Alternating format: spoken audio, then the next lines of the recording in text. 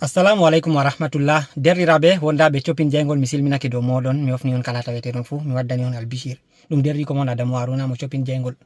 Mi wari ha mi informa en dede programme ɗum mi programme voyage je mi tammi voyage ugo ngam waddango en kuje fere fere. Voyage mai ɗo tammi arugo en ha pays ji ɗiɗi, ha berniwol Cotonou lesdi Benin e nonnon ha berniwol Kano lesdi Nigeria.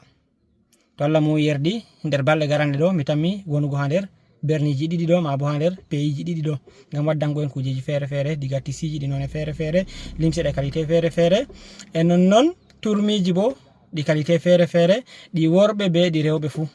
Dede ko goɗɗo mari haje pat wawan heɓugo diga kufineje, paɗe, montreji e ko nandi be majum. Kala none hunde nde anduɗon marɗon haje fuu on mbawan heɓugo ha coppin jaygol. E en desidi waɗugo promotion spécial promotion en meeɗa waɗugo e sin maga en tammi waɗugo réduction kala hunde fuu. Diga ɓen marɓe haje sodugo kuje ande tay, ɓen marɓe haje sodugo kuje en gros on par moɗon on mbawan matotirgo be am inchallah on tammi heɓugo. E miɗo rasira on bo to a sodi hunde ha amin expédition mai ɗo tammi lattago gratuit.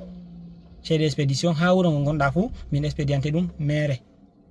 Mi tammi en paami derraɓe. Ngam mai ɗo jahangal ɗo mi programme ngal déjà billet d'avion am ɗo déjà prêt, lutti voyage tan. E nonnon promotion mai ɗo tammi fuɗɗugo diga vendredi le 4 10e mois ɗo 2024 e promotion mai ɗo tammi timmugo vendredi le 18 10e mois, c'est à dire que promotion mai ɗo tammi hosugo kotta asaweje ɗiɗi ha ɗum timma. Ngam mai ɗo marɗo haje holtugo fuu tasko diga jotta, tasko be cede muɗum, tasko be kuje ɗe tammi sodugo. To wona e nder groupe page shopping jaygol mata en gata ɗum nder page shopping jaygol heɓa o yi'a kala kuje ɗen tammi publico lattiɗe de promotion. Bana ɓen marɓe haje sodugo kuje do prix de gros en accanan ɓe do prix no woni ha Kano malla bo ha Cotonou.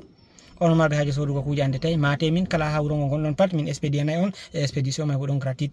Marɓe haje sodugo do prix de gros malla bo do prix de détail pat ɗo on dede komi waɗi mi ha mi informa derraɓe. On kofnama, on gettama, on gelanama kayruji ɗuɗɗi ɗum derri ko mon Adamu Haruna. On mbawa matugomi dow numéro ji ɗi gewton lesɗon ɗi mbowuɗon matirgomi. On jarama. Wassalamu alaikum.